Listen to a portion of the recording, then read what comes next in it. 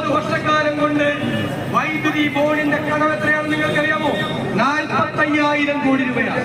1000 കോടി രൂപയിൽ നിന്ന് 45,000 കോടി അത്രയും പറ്റിയത്. അതുകൊണ്ട് തന്നെ 3 പ്രാവശ്യം വൈദ്യുതി ചാർജ് കൂട്ടി. നിങ്ങൾ എന്തെങ്കിലും കേരളത്തിന്റെ ചരിത്രത്തിൽ കേട്ടിട്ടുണ്ടോ? ഒരു വൈദ്യുതി ചാർജ് കൂട്ടാനുള്ള ഒരു ഉത്തരവ് ഇറങ്ങുമ്പോൾ ആ ഉത്തരവിൽ 2 പ്രാവശ്യം വൈദ്യുതി ചാർജ് കൂട്ടുന്നത്? നവംബറിലും കൂട്ടി, മാർച്ചിലും കൂട്ടി, ഏപ്രിലും കൂട്ടി. ഏപ്രിൽ കൂട്ടി അറിഞ്ഞിട്ടില്ല, കാരണം ബില്ല് വന്നിട്ടില്ല. ബില്ല് വരുമ്പോൾ അറിയും.